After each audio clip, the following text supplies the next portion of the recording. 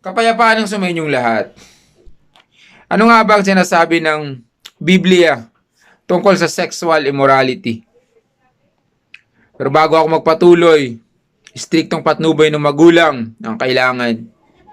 Sexual immorality, premarital sex, sex before marriage, any kind of pornography, masturbation, lust of eyes, lust of flesh. Ako din po ay guilty sa lahat ng ito.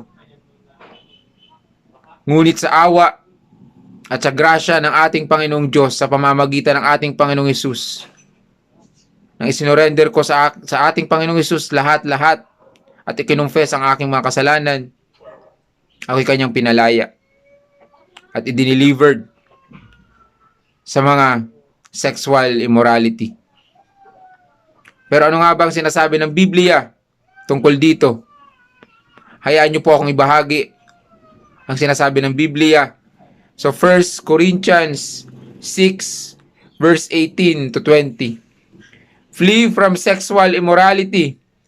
Every other sin a person commits is outside the body, but the sexually immoral person sins against his own body.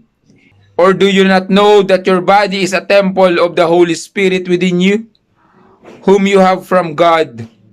You are not your own, for you were bought with a price, so glorify God in your own body. Ang linaw, di ba? Nagkakasala tayo sa ating sariling katawan.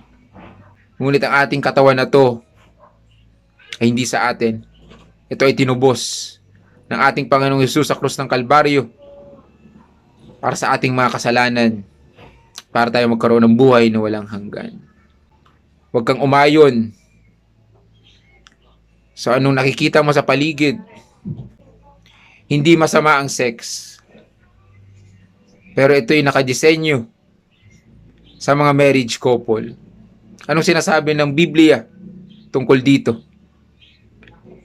Sinabi sa Hebrews 13 verse 4, let marriage be held in honor among all, and let the marriage bed be undefiled, for God will judge the sexually immoral and adulterous.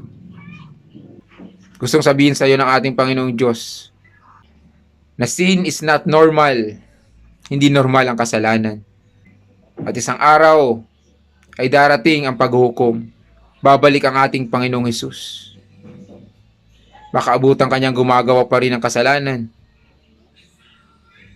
Ngayon pa lamang, kapatid, ay binibigyan tayo ng Panginoong Hesus ng pagkakataon na humingi ng kapatawaran sa ating mga kasalanan.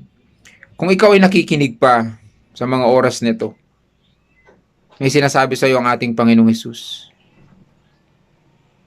At kung ikaw ay handa na humingi ng kapatawaran, sumunod ka lamang sa maikling panalangin na ito. Panginoong Diyos, inaamin ko po na ako po'y makasalanan. Inaamin ko po na hindi ko po kayang lumaya sa sexual immorality. Ikinokompes ko po sa inyo ang lahat ng aking kasalanan. Naway patawarin niyo po ako at tinatanggap ko po ang Panginoong Hesus na aking maging personal na Diyos at tagapagligtas. Tulungan niyo po ako, Ama, sa aking pagpapatuloy sa buhay na ito. Sa iyo lamang po ang papurit pasasalamat sa kapangyarihan ng Banal na Espiritu na gari sa aking buhay, sa banal na pangalan ng Panginoong Hesus. Amen. Kung sumunod ka, kapatid, ikaw ay malaya na. Magpatuloy ka. Unahin mo ang pagbabasa ng Biblia na andyan lahat ng sagot. Manalangin ka lagi, kapatid. Shalom.